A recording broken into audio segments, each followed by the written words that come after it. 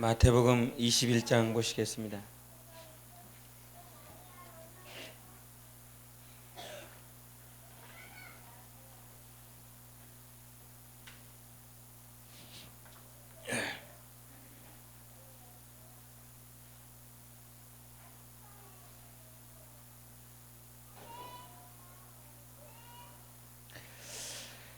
(36절부터) (41절까지) 보시겠습니다. 마태복음 21장 36절부터 41절까지 교독하시겠습니다. 다시 다른 종들을 처음보다 많이 보내니 그들에게도 그렇게 하였는지라.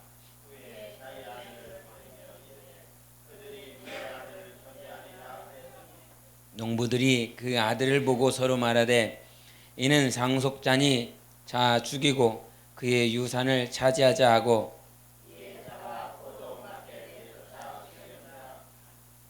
그러면 포도원 주인이 올 때에 그 농부들을 어떻게 하겠느냐.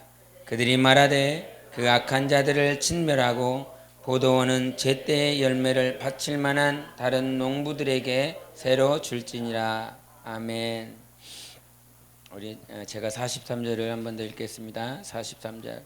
그러므로 내가 너희에게 이르노니 하나님의 나라를 너희는 빼앗기고 그 나라에 열매 맺는 백성이 받으리라. 아멘. 신앙생활은 신앙생활 또 영적인 모든 것들은 나라와 나라의 싸움입니다. 이 나라는 하늘에 속한 나라와 하늘에 속하지 않은 나라가 싸우는 것입니다. 그래서 빌라도가 예수님을 신문할 때에 네가 정말 유대인의 왕이냐라고 물어봅니다. 그때에 주님께서 그 후반부에 뭐라고 말씀하시냐면 내 나라는 여기에 속하지 않았다 그랬습니다. 만약에 이 나라가 내 것이었다라고 한다면 주님이 가만히 있겠느냐 이 말이죠. 주님이 이 나라의 진정한, 이 땅의 진정한 왕이라고 한다면 자기 나라에 얼마나 많은 신하들이 많이 있겠고 군사력이 있겠고 경제력이 있겠습니까? 한 나라도 군사력이 있고 경제력이 있고 많은 엘리트들이 있습니다. 그런 하나님의 나라, 주님의 나라, 그 나라는 이 땅에 속하지 않았습니다. 하나님의 나라는 여기가 아닌 거예요. 근데 실상을 보면 하나님께 속한 나라와 하나님께 속하지 않은 나라가 치열하게 대치되어 있고 지금도 싸우고 있습니다.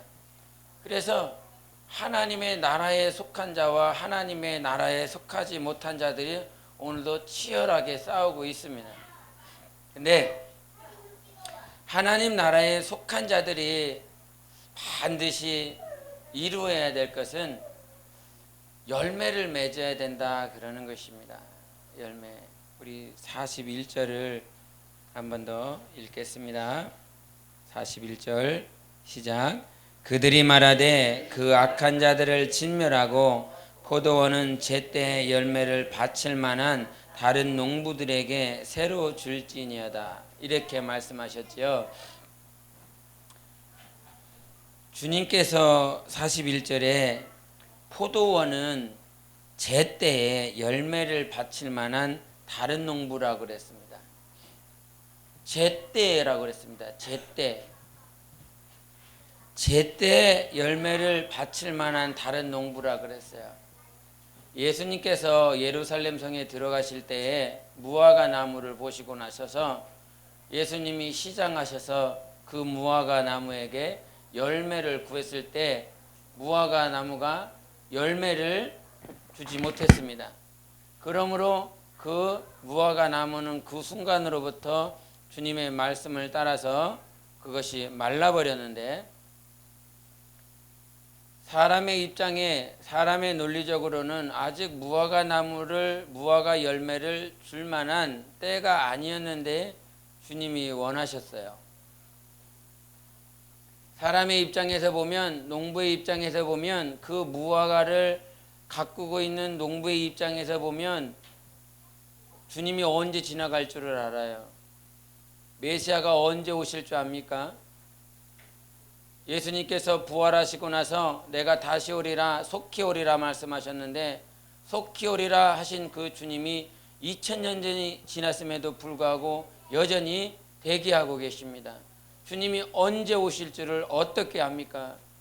그런데 언제 오실 줄을 모르는, 언제 예루살렘을 지나가실지를 모르는 그 예수님께서 무화과를 달라라고 말을 했을 때, 제때도 아니고 언제 지나가실지도 모르는 그 상황 가운데서 주님께서 달라고 그랬더니 열매가 없다라고 그래서 그 무화과 나무는 그 순간으로부터 말라버렸습니다.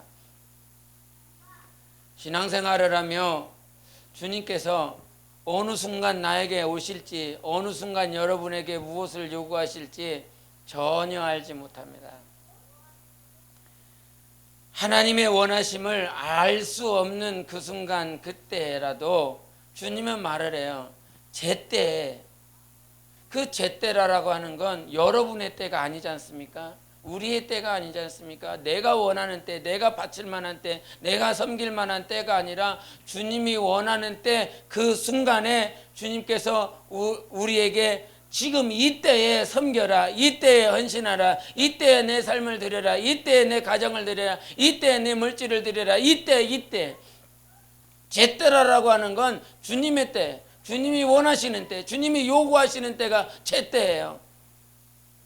마치 농부가 한철을 다 보내고 소출을 거두고 난 다음에, 우리가 한국은 이 추석이 있는데, 이 추석과 다르게 이 11월 15일 그 주간이 이번 2015년의 추수감사절입니다. 추수감사절인데 우리는 보통 느낌에, 제가 신앙생활을 하다 보니까 추수감사절은 추석 때 하는 게 제격인 것 같아요. 그냥 모든 것들을 다 추수하고 이렇게 창고에 드리고, 한 해 소출을 이제 창고에 드리고 나서 드려지는 그 추석 그 기간에 하는 것이 딱 좋은 것 같아.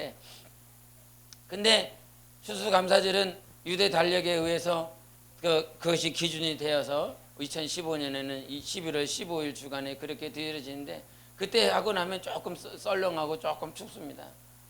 근데 그렇게 받다 보면 내 마음과, 그때는 이거 조금 춥다, 추수의 느낌이 별로 들지 않는다, 그런 느낌이 있을 때도 있습니다. 근데 사람의 입장과 상관없이 여전히 하나님은요, 여러분에게 하나님의 때를 이렇게 세팅해 놓고 계셨습니다. 하나님의 때. 언제 지나갈지 모르고 언제 요구하실지 모르는 그 때가 있어요. 근데 그 때에 맞춰서 우리가 사는 것이 아니라 내 때에 맞춰서 살 때가 얼마나 많이 있습니까? 내 때에. 자기 때, 주님 여기까지만요. 신앙생활을 하다 보면 자주 듣는 말이 무엇이냐면, 저는 여기까지만 할게요 라고 하는 소리를 듣습니다. 그것이 목회자로서 아니면 위직분자로서 그런 염려되는 말이 아니라, 주님, 우리는 신앙생활 다 주님 앞에서 하는 거지 않습니까? 살아계신 하나님 앞에서 하는 거지 않습니까? 그 살아계신 하나님 앞에서, 주님 저는 여기까지만 할게요. 만약에요, 주님을 한번 생각해 보시기 바랍니다. 주님이 이 땅에 오셔서 내가 여기까지만 할게요 아버지, 내가요 10년까지만 받을게요, 내가 성령까지만 받을게요, 내가 6월절 첫 해까지만 지낼게요.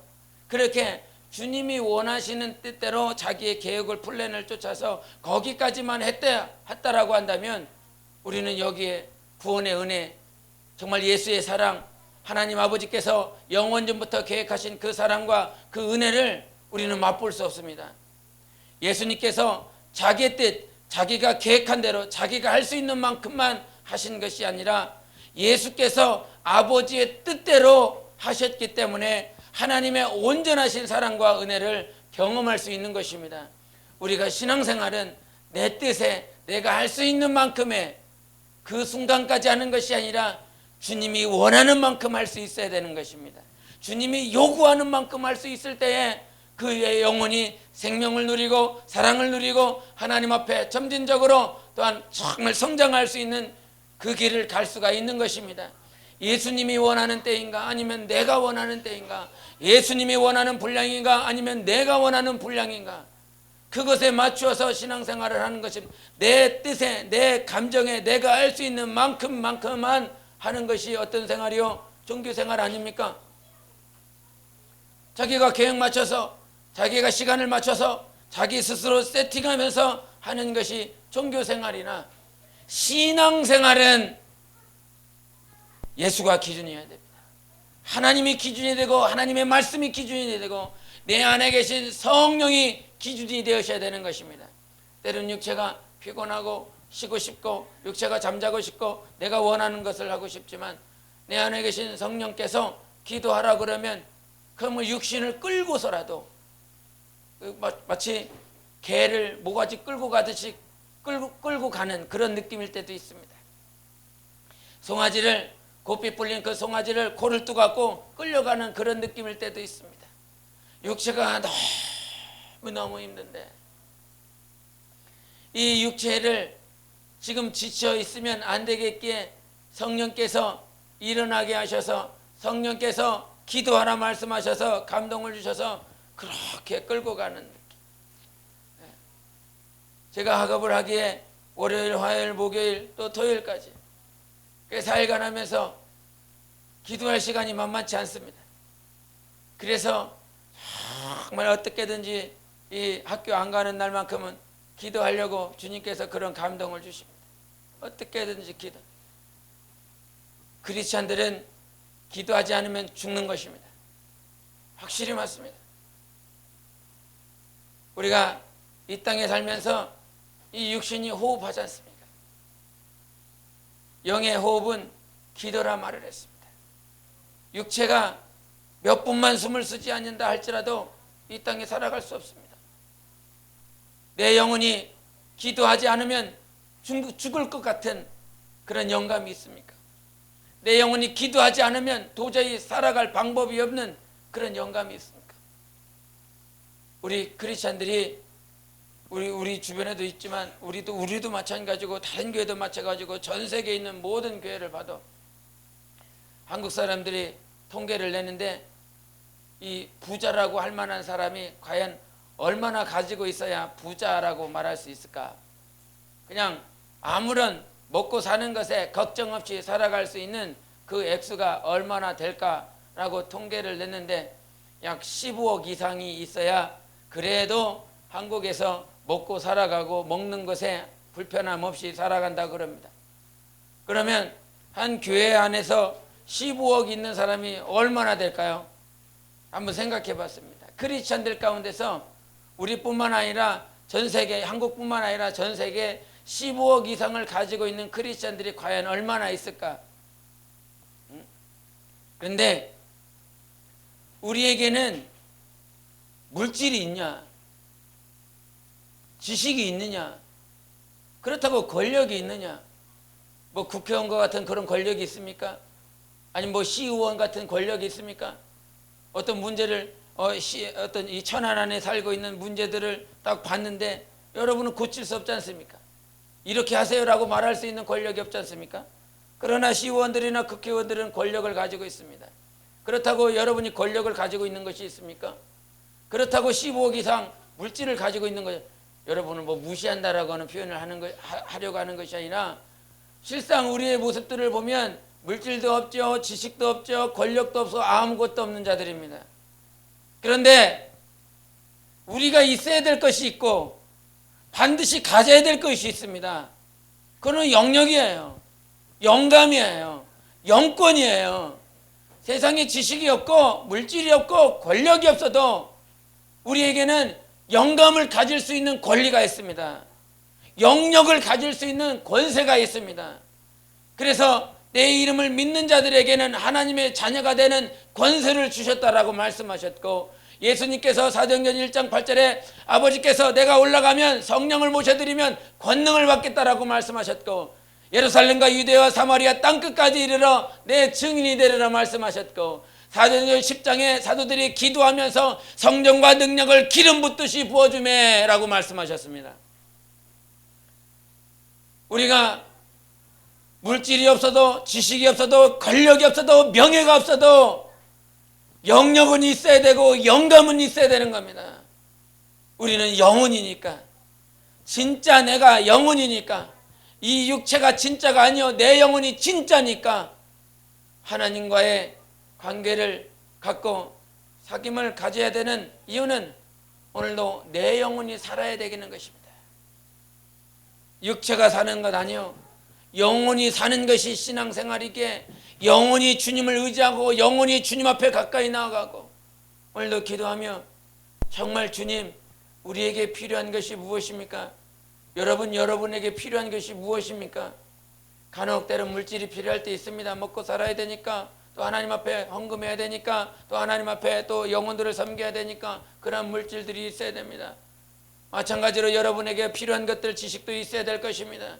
아는 것이 없기 때문에 사용받지 못하는 부분도 어느 순간 있을 때도 있습니다.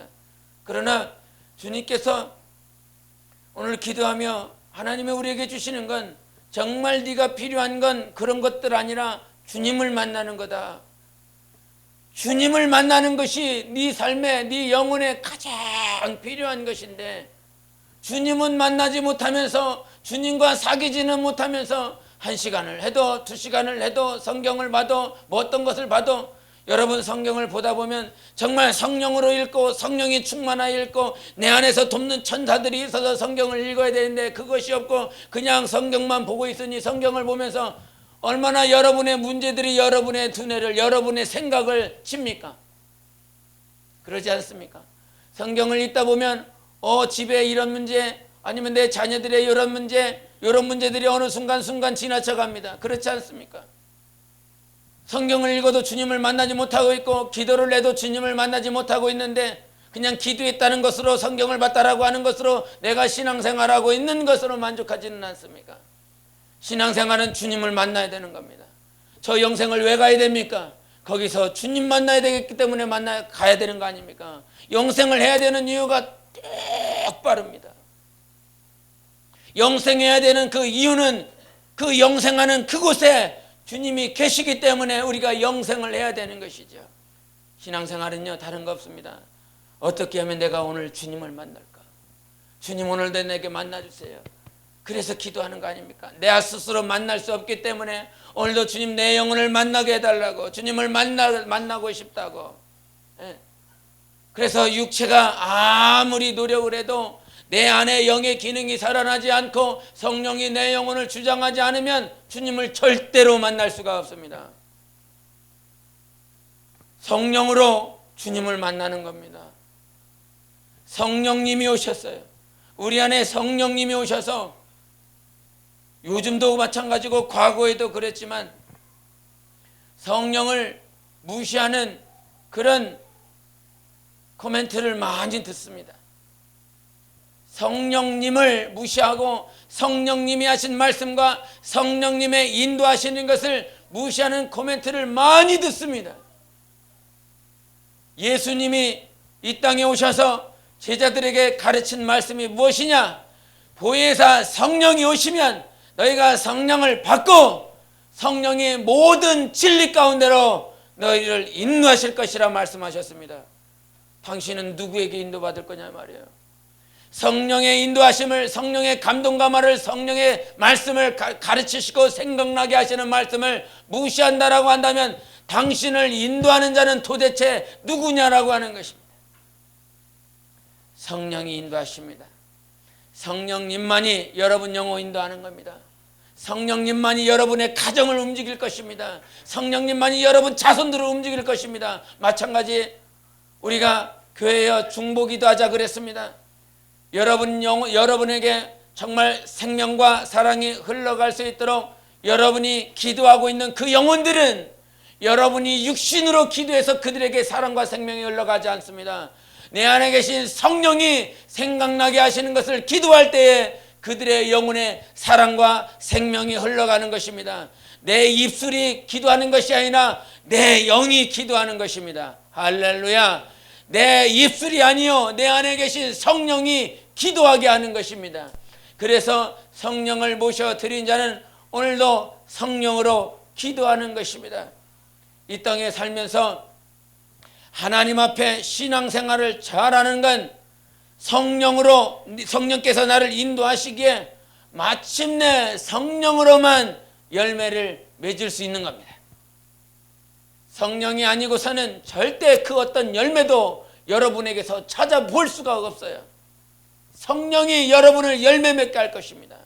여러분 영혼은 성령이 주관자가 되시고 성령이 주인이 되실 때 여러분 가정에서 여러분 자손들 안에서 열매가 나올 것입니다. 이 사실을 믿기에, 이 사실이 진리기에 오늘도 성령께서 주님의 몸된 교회에 말씀하는 겁니다. 성령으로 열매를 맺으라고, 육신이 아니라 성령으로 열매 맺으라고. 성령께서 인도하실 때에 우리 삶에 제때 열매가 맺어지는 겁니다.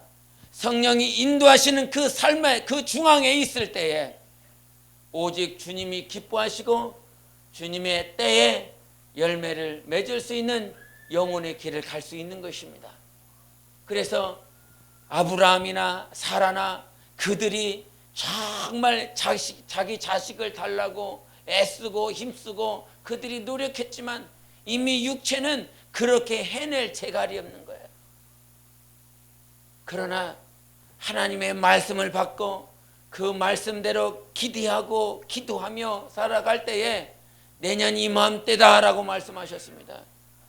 여러분 영혼을 향하여 주님께서 내년 이맘때다라고 하신 그 말씀이 어떤 말씀이 있습니까? 내년 이맘때는 성령이 이루시는 겁니다. 내년 그 순간 그때에, 그래서 사람의 육신의 감정과 마음으로 살아가면 이게 될까? 6일 동안 돌았는데도 불구하고 그래도 하루 돌았으면 여리고성이 그 벽돌 하나라도 떨어졌으면 떨어지나 보다. 이게 시간이 지나면 확실히 떨어질라나 보다. 희망이라도 고대한 벽돌 하나가 떨어졌으니 하루 돌으면 이틀 돌고 나서 어떤 벽 한쪽 구석이 무너졌으면 7일째 돼서는 완전히 무너지겠구나. 이런 기대도 또 간절한 기도도 할 수 있을 것 같은데 첫째 날 돌아도 아무런 반응이 없고 둘째 날 돌아도 아무런 기색이 없고 셋째 날 돌아도 아무런 것도 볼 수가 없어. 6일째 다 돌았는데도 아무런 기색이 없어요. 그러나 하나님은 하나님의 때에 일하시는 것입니다. 하나님의 역사는 하나님께서 세팅해 주는 그 시간에 일어나는 것입니다. 그래서 7일째 도는 날에는 7바퀴 돌고 나팔 불어! 그렇게 말씀하셨습니다. 하나님께서 그 순간 하나님께서 세팅해 놓은 그 시간에 하나님께서 역사하셔서 그 당시에 도저히 무너뜨려질 수 없는 철옹성 여리고성이 한꺼번에 무너져 버렸습니다. 여리고성 안에 있는 거주하는 자들이 다 죽어버렸습니다. 누가 세팅해 놨기 때문에? 하나님이 세팅해 놨기 때문에, 하나님께서 그 시간에 타이머를 작동시켰기 때문에 그 시간에 여리고성이 무너진 것입니다. 하나님의 때가 있음을 믿으시길 바랍니다.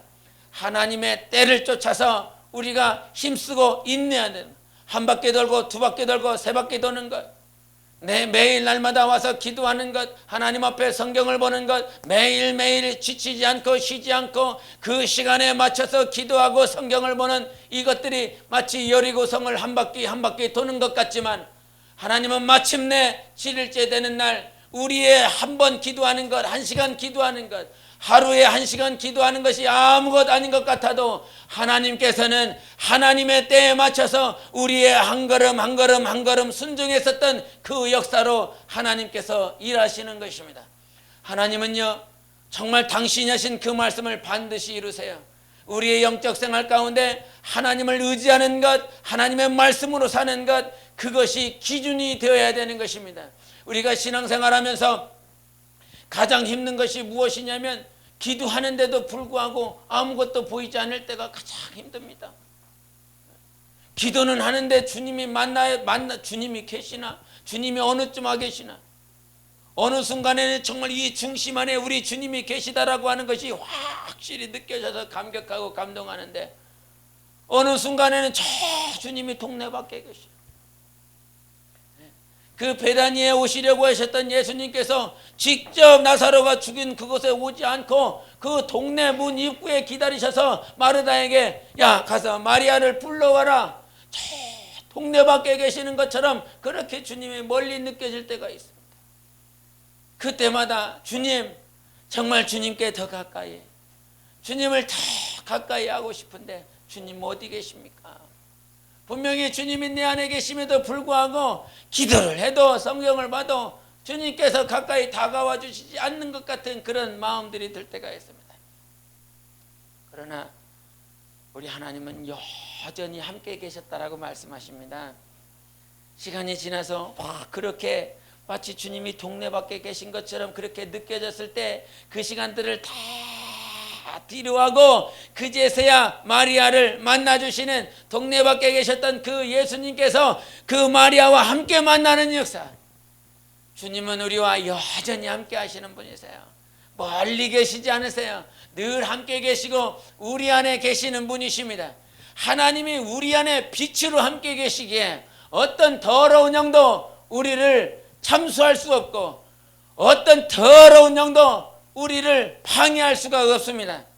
우리가 성경에 보면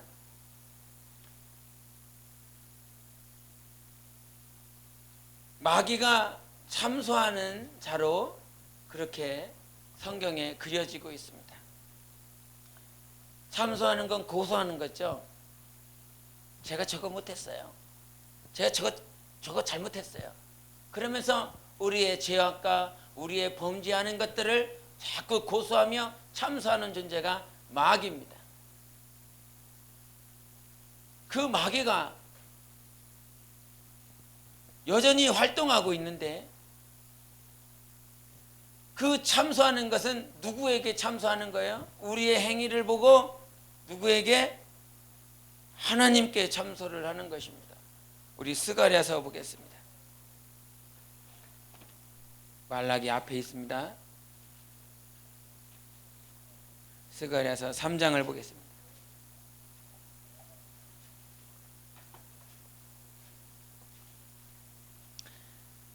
3장 1절부터 3절까지 보시겠습니다. 스가랴서 3장 1절부터 3절까지 시작. 대제사장 여호수아는 여호와의 천사 앞에 섰고 사탄은 그의 오른쪽에 서서 그를 대적하는 것을 여호와께서 내게 보이시니라. 여호와께서 사탄에게 이르시되 사탄아, 여호와께서 너를 책망하노라. 예루살렘을 택한 여호와께서 너를 책망하노라. 이는 불에서 꺼낸 그슬린 나무가 아니냐 하실 때 여호수아가 더러운 옷을 입고 천사 앞에 서 있는 4절도 여호와께서 자기 앞에 선자들에게 명령 그 더러운 옷을 벗기라 하시고, 또 여호수아에게 이르시되 내가 네 죄악을 제거하여 버렸으니 내게 아름다운 옷을 입히리라 하시기로. 아멘. 여기서 보면 스가랴를 통해서 하나님께서 여호수아와 또 하나님과 사탄이 등장하는 모습을 보여주는데, 사탄이 누구를 참소하고 있습니까? 대제사장 여호수아입니다. 대제사장, 그냥 제사장도 아니고 대제사장을 하나님 앞에 참소합니다. 이것을 과거에 우리 욥기에서도 봤지만, 욥기가 그 사탄이 두루 돌아다니다가 욥을 발견하고 그 욥을 향하여서 하나님 앞에 참소를 합니다. 고소를 합니다. 하나님께서 저를 축복했기 때문에, 하나님께서 저에게 복을 줬기 때문에 제가 하나님을 믿는 것이라고. 그래서 하나님 앞에 참소했을 때에 하나님께서 그럼 네가 할 수 있는 만큼 저를 해봐라, 해쳐봐라, 이렇게 말을 합니다. 그때에 마귀가, 사탄이 그에게 정말 하나님께서 허락하셔서 그 권리를 가지고 해버립니다. 참소권을 가지고 하나님 앞에 참소하여 하나님께서 그 허락된 대로 그 마귀가 해버립니다. 성경의 욥기에서도 마찬가지고 스가랴에서도 마찬가지고 성경에 나옵니다. 구약의 모습에 이 모습들이 나옵니다. 여전히 마귀는 참소하는 존재로. 그러면 신약에서는 어디서 마귀가 참소를 하고 있습니까? 구약에서는 이와 같이 참소를 하고 있는데 신약에서는 어디에서 참소를 하고 있습니까? 복음서에서 참소를 하고 있습니까? 아니면 서신서에서 참소를 하고 있습니까? 그 어느 곳에서 마귀가 참소를 하고 있습니까? 우리 누가복음 보겠습니다. 누가복음 10장을 보겠습니다. 누가복음 10장 18절 같이 압도하시겠습니다.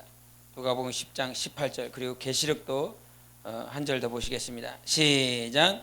예수께서 이르시되 사탄이 하늘로부터 번개같이 떨어지는 것을 내가 보았노라. 아멘. 계시록 12장도 보시겠습니다. 계시록 12장 10절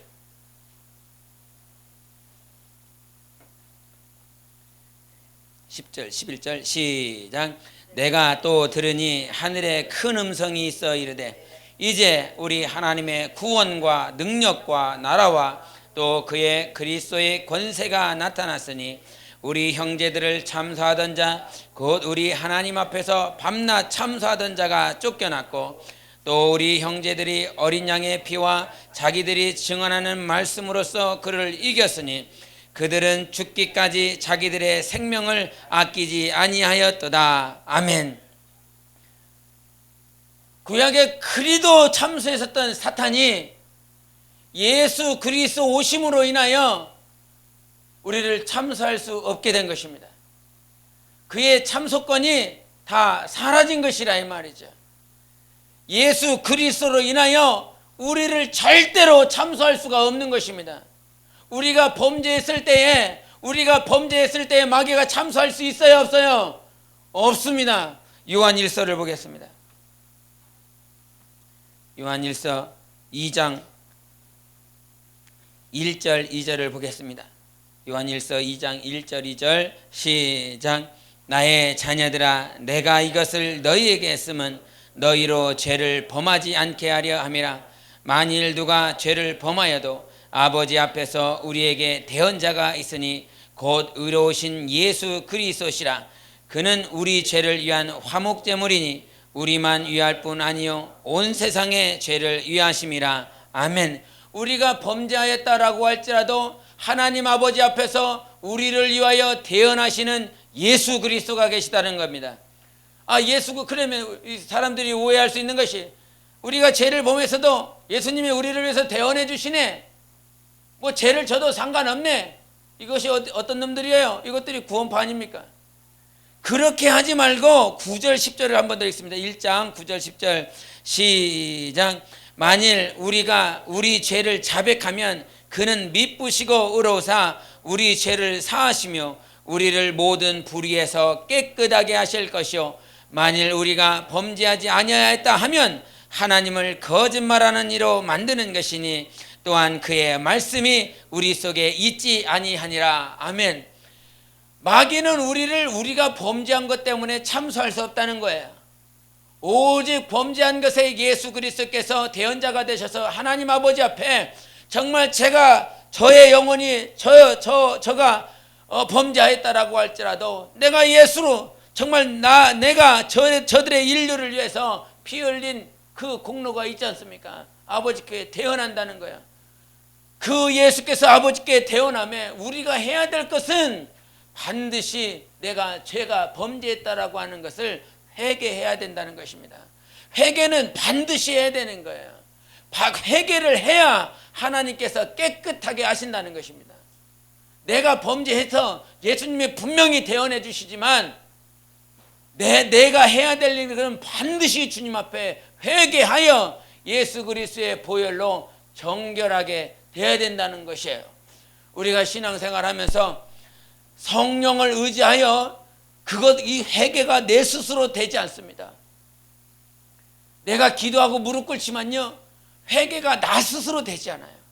내 안에 계신 성령께서 막 감동하시고 가르쳐주고 깨우쳐 주셔야 내가 범죄한 것이 얼마나 중하고 얼마나 큰 것인지 깨닫게 됩니다. 성령으로만 내 죄가 크게 깨달아져요.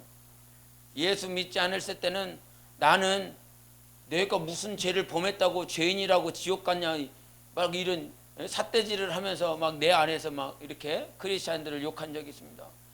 내가 무슨 죄를 범했다고 그러냐? 내가 무슨 죄인이냐? 내가 왜 지옥 가야 되느냐라고 하는 반항이 내 안에, 내 마음에 있었습니다. 근데 주님을 만나고 주님이 내 안에서 감동하고 주님이 내 안에서 성령으로 말미암아 감동해서 회개하니까 그 죄가요 엄청난 죄입니다. 주님을 모르는 죄, 주님을 알려고 하지 않는 죄, 예수가 십자가에서 내 죄를 용서해 주셨다라고 하는 것을 인정하지 않는 죄가 얼마나 큰 죄인지 그것이 사무쳐지게 막 느껴져요. 얼마나 큰지 그것이 내 생각과 내 마음으로 죄가 깨달아지는 것이 아니라 성령으로만 죄가 깨달아지는 거예요. 내가 얼마나 지금 큰 죄를 범하고 있는지, 내가 상대방의 마음을 아프게 하고 있다라고 하는 그것이 평상시에는요 아무것도 안 느껴져요. 그냥 내 마음대로 내 생각대로 그냥 툭툭 내뱉는 이 말이 상대방의 마음과 상대방의 심령을 얼마나 상하게 하고 아프게 하고 있는지 안 느껴져요. 근데 그 사실을 성령께서 깨닫게 해주시면 툭툭 내던진 그 한마디 한마디가 얼마나 그 영혼, 예수가 계신, 하나님이 계신 그 성전을 해악하게 했는지, 얼마나 힘들게 했는지 성령으로 깨달아지면 이것이 말도 못합니다. 주님 앞에 서서, 여러분 각자가 주님 앞에 서서 그 백보자 앞에서는 거짓말 못한다고 그랬습니다. 다 짓고 한다고 그랬습니다. 나의 모든 허물들을 그 주님께서 생명록에 모든 기록한 것들에 대해서 네가 이렇게 했느냐? 핑계 댈 것이 없다는 거죠. 성령으로 깨달아질 때 회개하셔야 됩니다. 성령께서 내 안에 간섭하시고 성령께서 내 안에 가르쳐 주실 때에 성령으로 날마다 회개하셔서 신부가 되어져야 됩니다. 거룩해지는 것, 성령께서 깨달아 주실 때 나의 더러운 것을 지워낼 수 있는 것입니다. 그렇게 됐을 때 신부가 되어지는 거예요. 그냥 내 자의대로, 여러분도 아셔서 신앙생활 하다 보면 내가 막 기도해서 회개하지만 그것이 더럽다라고 안 느껴져요. 그냥 입술로 기도하지만 그것이 얼마나 충한지 느껴지지 않아요. 그러나 성령께서 터치해 주셔서 감동해 주시면 그 죄악이 얼마나 무서운지 알게 됩니다. 주님이 어떤 작업하고 있는 거예요? 나를 회개시켜서 정결케 하는 겁니다. 나 스스로 정결케 되어지는 것이 아니라 계시록 19장에도 말했지만 세마포 옷은요 오직 주님이 주시는 거예요. 내가 입는 거 아니에요. 주님께서 입혀주시는 거예요. 내 안에 성령께서 입혀주시는 것입니다. 내 안에 성령으로 말미암아 정결하게 되고 거룩하게 돼서 주님께서 입혀주시는 작업을 하는 것입니다. 회개는요 날마다 하셔야 됩니다. 정말 이것이 체질이 돼야 돼요. 여러분 기도하지만 회개하는 기도를 언제 하십니까? 회개하는 거요 체질 되셔야 됩니다. 그냥 방언으로 랄랄랄랄랄라 맞습니다. 방언으로 기도해야 되겠지요. 날마다 회개하는 것들이 체질이 돼야 됩니다. 오늘 당장 주님 오시면 성령으로 회개하지 않은 것이 있는데 어떻게 주님 앞에 깨끗한 세마포를 입혀달라고 말할 수 있겠습니까? 날마다 성령으로 회개하는 것들이 체질이 돼야 돼요. 성령으로 회개하자. 3번 시작. 성령으로 회개하자. 성령으로 회개하자. 성령으로 회개하자. 그래야만 깨끗한 세마포를 주님께서 입혀주시는 것입니다. 주님 앞에 서는 그날 우리 모두가 아까도 찬양을 했지만 내 영혼의 본향집이에요. 그 본향을 향해서 가는 거죠. 그 본향집에 서는 그날 우리 모두가요 깨끗한 세마포 입고 서야 됩니다. 우리 집사님들이나 권사님들이나 전사님들이나 병신도들이나 직분자들 다 할 것 없이 모든 지체들이 깨끗한 세마포를 입고 주님 앞에 서야 되는 것이에요. 그렇게 주님 앞에 섰을 때에 우리가 그제서야 감격할 수 있고 감동할 수 있습니다. 지금은 저마다 우리가 교제를 하다가도 자기의 허물을 드러내놓지 않을 때가 있습니다. 자기의 허물들을 그대로 가지고 있을 때가 있습니다. 쉽지 않지요. 쉽지 않지.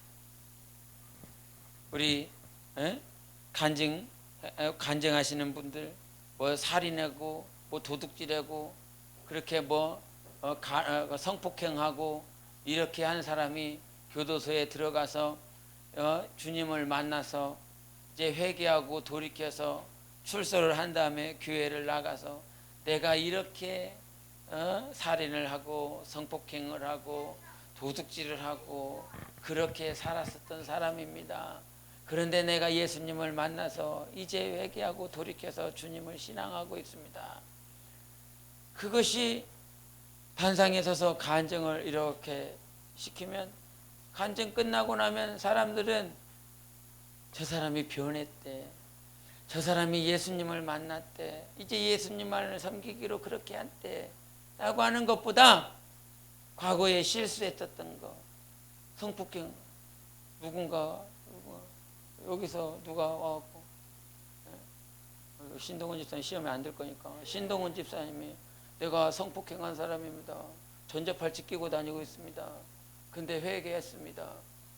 근데 이제 아직까지 유예가 안 끝나고 여전히 발찌는 끼고 다니고 있어. 근데 회개는 했어. 변화됐어. 근데 발찌를 끼고 여기 딱 앉아있다고 생각해 보십시오.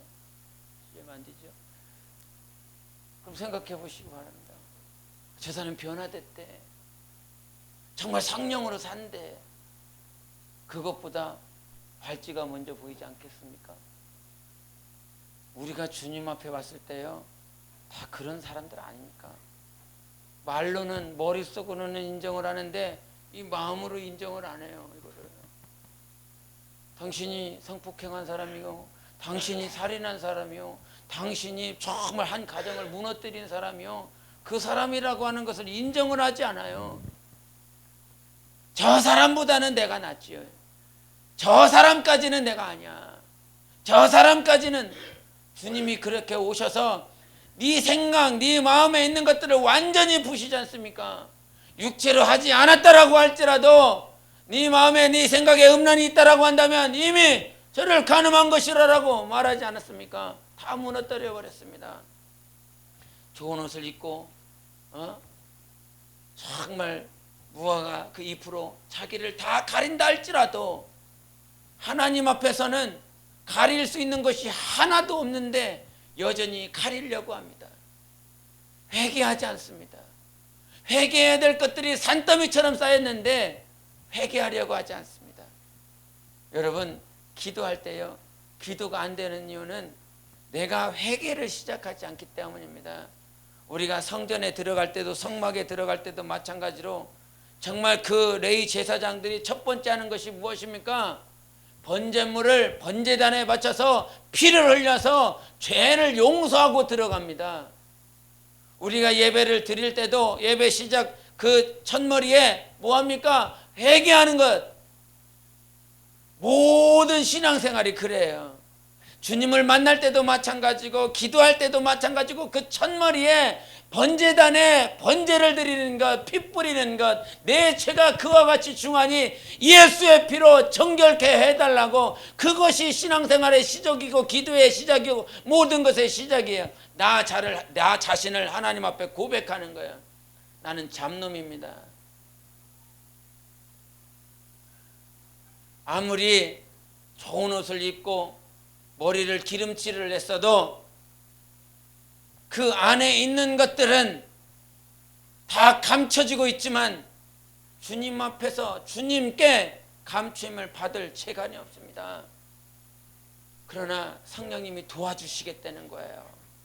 네 죄가 얼마나 중한지 성령님께서 도와주셔서 회개하고 여러분 영혼을 새롭게 하게 하시고 여러분 영혼을 거룩한 세마포 입혀서 주님의 신부로 그 요한복음에 나와 있었던 가늠한 여자의 모든 죄를 다 씻기고 그 여자를 세마포 입히시는 분은 주님밖에 없습니다. 그 더럽다라고 남녀노소 할 것 없이 나이든 양반 할 것 없이 조그만 어린아이 할 것 없이 다 율법을 이미 익히 들었어요. 바리새인들이 아니면 그 율법사들이 선생들이 랍비들이 간음을 하면 돌로 쳐 죽여야 된다라고 하는 이 소리를 유대인들은 다 듣고 자랐습니다. 그래서 그 간음한 여인들을 데리고 왔을 때에 남녀노소 없다는 거예요. 다 똑같이 돌을 들고 쳐 죽이려고 한다는 것이죠. 그 쳐 죽이려고 하는 그 순간에 주님이 나를 건진 겁니다. 간음한 당신을 건진 겁니다. 우리를 건진 겁니다. 그 간음한 나를 건지시고 깨끗하게 하시고 그 위에 세마포를 주님께서 입혀주시겠다는 거예요. 아무도 알 수 없는 것, 아무도 그렇게 알 수 없는 나의 사랑하는 주님이 오셔서 정말 이 당시에 간음하고 그 거적대기를 입고 있었으니 그 여자의 모습이 얼마나 볼품이 없었겠습니까? 자기가 입고 있었던 옷이나 그 모양새나 그 바리새인들이 아주 잘 예쁘게 끌고 왔겠습니까? 그런데도 주님은 그의 용모와 상관없이 외모로 취하지 아니하고 하나님께서 그 여인을 구하시고 살리셔서 하나님의 뜻대로 살아갈 수 있는 길로 인도하셨고 우리의 영혼을 그 가늠한 거적대기를 벗겨내고 예수 그리스도의 옷으로 새 옷을 입혀주십니다. 하나님 정말 그분이 우리를 새 옷으로 입혀주셔서 오늘도 살아갈 수 있는데 여러분 스스로는 내가 저 사람보다는요 낫다 생각합니다. 내가 저의 행위보다는 낫지 않습니까? 라고 말을 합니다. 50보 100보라고 하는 말이 있죠. 똑같아요. 50보를 갔어도 지옥이고 100보를 갔어도 지옥인 것입니다. 예수가 없이는 구원이 없고 예수가 없이는 세마포 옷을 입을 수 없고 예수가 없이는 주님 앞에 설 수가 없는 존재들이 우리의 영혼인 것입니다. 마지막 날 정말 주님 앞에 서기 원합니다. 날마다 회개하시기 바랍니다. 정말 내가 죄가 없는 것 같아도 주님 앞에 여쭤보십시오. 이 안에 얼마나 많이 있는가. 아주 가득 차 있습니다. 그 모든 것들을 깨끗하게 말끔히 지우게 하실 성령님을 의지합니다. 주님과 함께 회개하셔서 날마다 승리하는 영적 생활 하시기를 예수 이름으로 축원합니다. 기도하겠습니다. 하나님 아버지, 오늘도 이 땅에 태어나 주님 가신 그 길을 갑니다. 모든 죄를 말갛게 씻으신 주님, 오늘도 주님 앞에 회개하오니 회개할 수 있도록 날마다 천군천사 수중들게 도와주시고 내 안에 계신 성령께서 간섭하시고 감독하시고 감동하여 주시옵소서. 날마다 영감을 주시옵소서. 영력을 주시옵소서. 영권을 주시옵소서. 오직 살아갈 방법은 주님을 의지하는 것밖에 없사오니 오늘도 주님을 의지하여 내가 할 수 있는 분량을 하는 것이 아니라 주님이 원하시는 분량을 할 수 있도록 도와주시고 나의 때를 맞춰서 하는 것이 아니라 하나님의 때를 맞춰서 감당할 수 있도록 내 안에 성령의 역사가 있도록 도와주시옵소서. 주님의 때의 열매를 맛져드린 자 되기 원합니다. 주님이 원하시는 때의 열매를 드릴 수 있는 삶이 될 수 있도록 우리의 영혼을 더욱더 사랑 안에서 자라게 도와주시옵소서. 우리의 부족함을 주님 앞에 고백합니다. 성령으로 살기 원합니다. 성령 충만하게 도와주시옵소서. 우리 모두를 그 본향으로 인도하실 주님을 찬양합니다. 그 본향에서 우리 주님을 만나는 그날까지 우리 모두 다 하나 되어 성령으로 신앙생활 할 수 있도록 도와주시옵소서. 이 모든 것 감사드리오며 살아계신 예수 이름으로 기도하옵나이다.